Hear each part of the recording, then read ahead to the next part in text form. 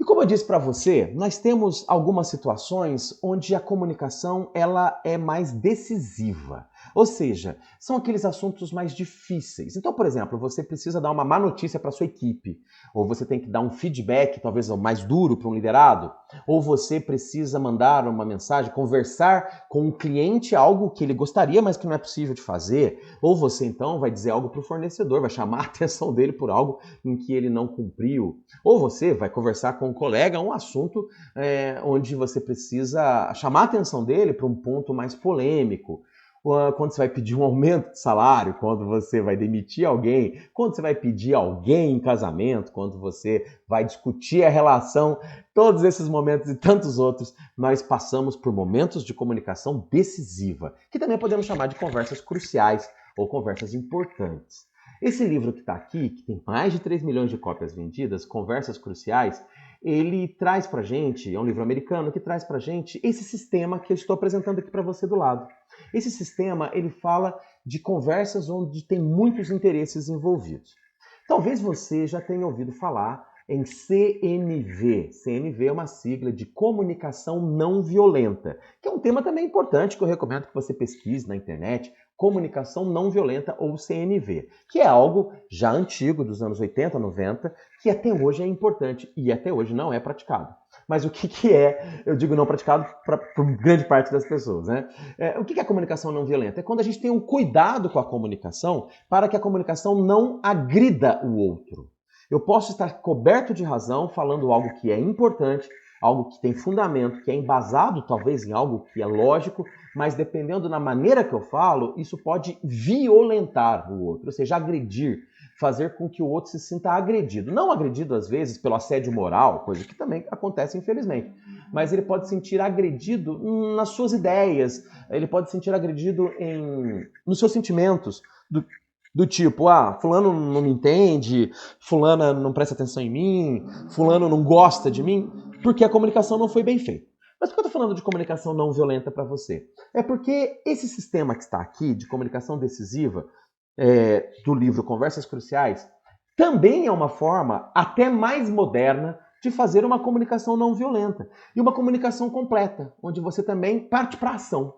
E o que significa o sistema de comunicação decisiva? Ele trabalha 4 elementos para que nós tenhamos uma comunicação aberta e honesta, como está aqui no meio desse esquema. Guarde bem esse esquema para você entender. A primeira parte que está lá em cima é o trabalhe primeiro você. Então, quando nós formos fazer uma comunicação decisiva, importante, crucial, de alto interesse com alguém, a primeira coisa que eu tenho que fazer é trabalhar a mim mesmo, trabalhar a minha mentalidade, trabalhar os meus interesses, trabalhar as minhas narrativas, e eu vou explicar isso mais para vocês. Fazendo esse trabalho de planejamento, de preparação para a comunicação, então, aí sim estamos mais preparados para ter uma conversa com o outro, uma conversa decisiva. Não preciso dizer que conversas decisivas, elas funcionam melhor quando elas são ao vivo ou em tempo real. Conversas decisivas por e-mail não costumam ser eficazes. Conversas decisivas por WhatsApp, muito menos eficazes. Tanto que, se você tem um cliente, um fornecedor, um colega, que começa a trazer assuntos difíceis no WhatsApp, a melhor coisa que você pode fazer é dizer para ele: fulano, eu posso te ligar para a gente conversar? Ou você pode vir aqui para a gente conversar? Ou eu posso ir aí conversar com você? Porque normalmente, guardem bem o que eu estou falando, normalmente, por e-mail, por WhatsApp, as conversas decisivas, as conversas mais tensas, mais emocionais, as conversas onde tem muitos interesses, inclusive econômicos envolvidos, não funcionam bem, certo? É claro que assuntos mais corriqueiros não tem nenhum problema. Alguém te pergunta, olha, qual é a cor que eu tenho que pintar a parede? Se você pode responder, azul, né? Isso pode ser no WhatsApp. Agora, se a pessoa fala assim, olha, eu estou extremamente preocupado com a produtividade da nossa empresa porque a gente tem grande chance de perder dinheiro. Se você manda no WhatsApp, olha, me explique melhor o assunto, provavelmente vai ter algum prejuízo na comunicação. É melhor você dizer, posso ligar para você para entender melhor isso?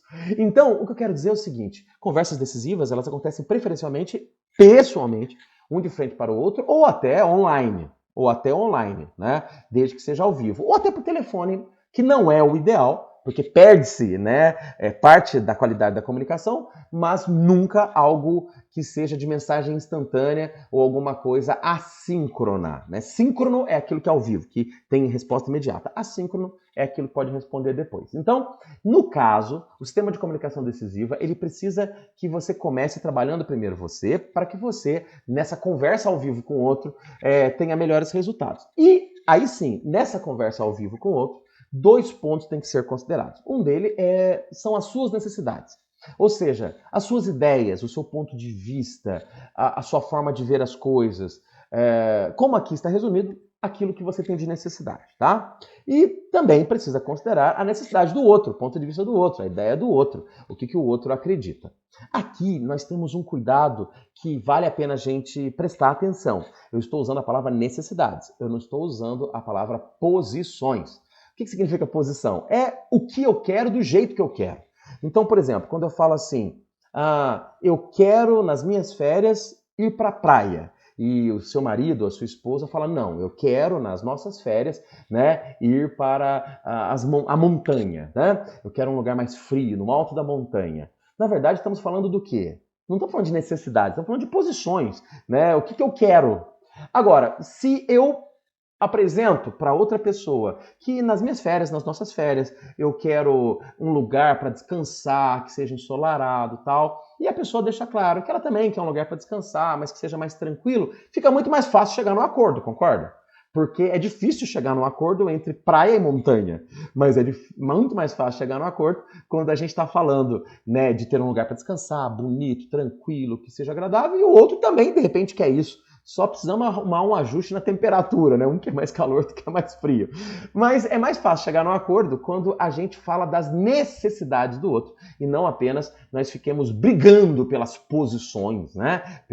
Pelas vaidades do que eu quero, do que você quer. Então, para que a comunicação flua, é importante que eu deixe claro a minha necessidade, mas também faça de tudo para entender a necessidade do outro e não apenas a posição do outro. E quando alguém te fala assim, olha, eu quero isso por causa disso, já ficou mais fácil. Ele disse o que ele quer e o porquê ele quer. Quando ele diz o porquê ele quer, está mais clara a necessidade.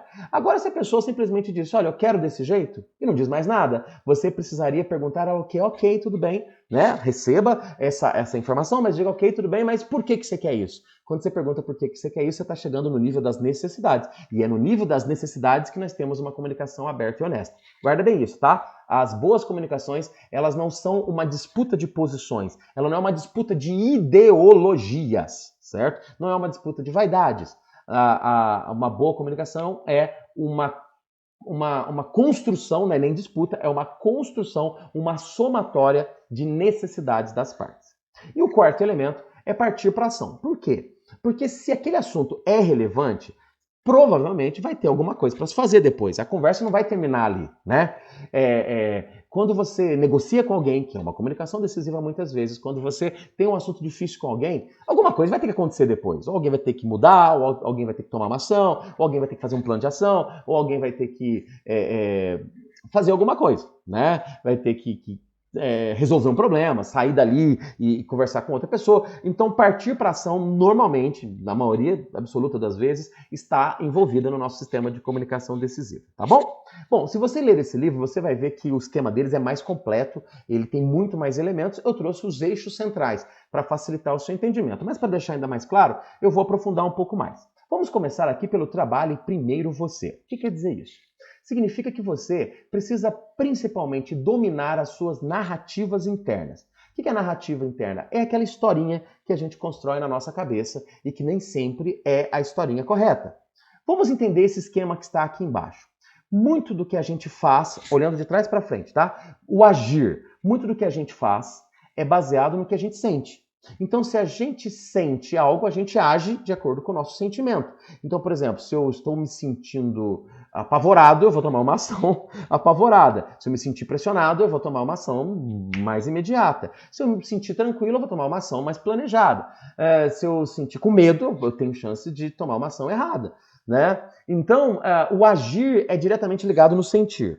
Só que eu quero que você preste atenção é que o sentir tem uma ligação com aquilo que você vê e ouve. Nem sempre. Porque, veja bem, o que eu sinto tem a ver com o que acontece ao meu redor, com o que dizem para mim. Então, por exemplo, se alguém chega em mim, alguém todo dia chega em mim e fala bom dia. E em determinado dia aquela pessoa passa por mim e me ignora, não fala bom dia, né? Então, o que eu vi é alguém que sempre falava bom dia e naquele dia não falou. Ou o que eu ouvi, ou pior, o que eu não ouvi foi o bom dia dela. Bom, talvez você pense assim, isso vai me fazer sentir preocupado, isso vai me fazer me sentir triste. Ok, mas na verdade, entre o ver e o ouvir e o sentir, tem a tal da narrativa, ou a historinha interna que a gente conta para nós mesmos. O que são as narrativas internas? É aquela ficção. Às vezes pode ser verdade, uma história verdadeira, mas muitas vezes é uma ficção do que eu interpreto daquela situação. Então vou te dar um exemplo, o mesmo exemplo. Se alguém que me cumprimenta todos os dias, num determinado dia, passa por mim e me ignora, nem olha para minha cara e não me cumprimenta, o problema não é necessariamente o que a pessoa fez ou deixou de fazer. O problema está muitas vezes na historinha que eu conto para mim mesmo, aqui dentro da minha cabeça, do tipo, nossa, será que eu fiz alguma coisa para a pessoa?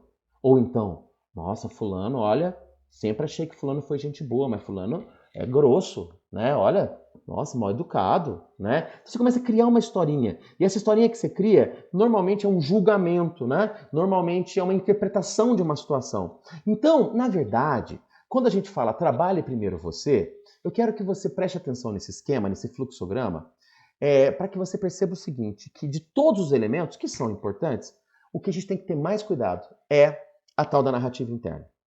Então, se eu, vou, por exemplo, conversar com o meu liderado e dar um feedback para ele, talvez um pouco mais duro, de algo que precisa ser corrigido, eu tenho que ter muito cuidado com as minhas narrativas internas. Porque se aquele assunto que gerou a necessidade de eu conversar com ele é algo mais difícil, me deixou triste, aborrecido, é provável que você criou uma narrativa interna. É provável que você está pensando alguma coisa do tipo, por exemplo, puxa vida, olha, eu achei que podia confiar no fulano, mas não posso, viu? Ele errou lá em frente, fez uma coisa que eu não gostei.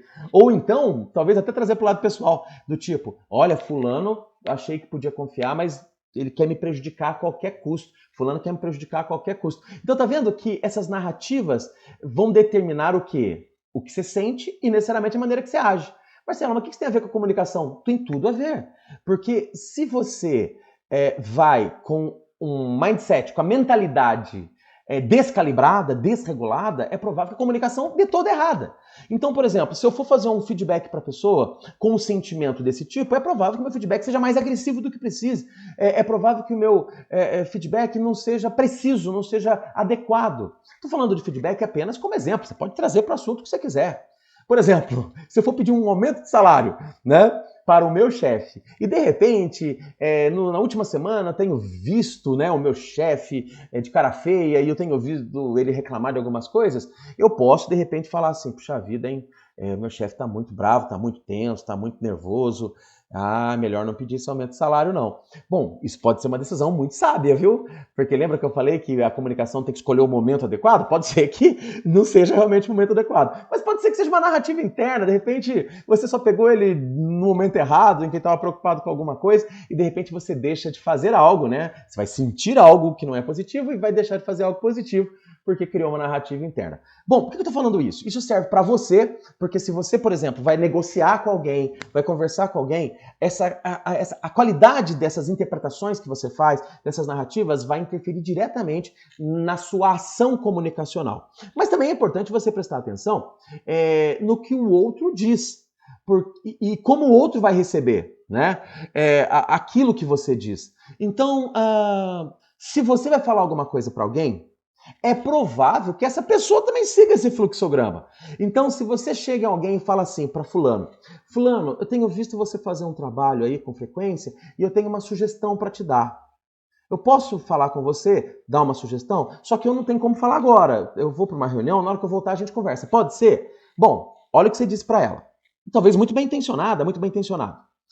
Enquanto você está lá na sua reunião, essa pessoa está criando narrativas na cabeça dela. Ela vai pensar assim, puxa vida, fulano gosta muito de mim, olha, ela viu uma coisa aqui errada e ela quer me ajudar. Ou então, pode ser que a pessoa fale assim, nossa, fulano é intrometido, né? Poxa, você vê, eu tô aqui trabalhando quieto, fulano vem aqui falar que depois da reunião vai vir aqui encher meu saco. Às vezes eu nem falo isso pra ninguém, mas da minha cabeça tá trabalhando, tá dizendo isso pra mim.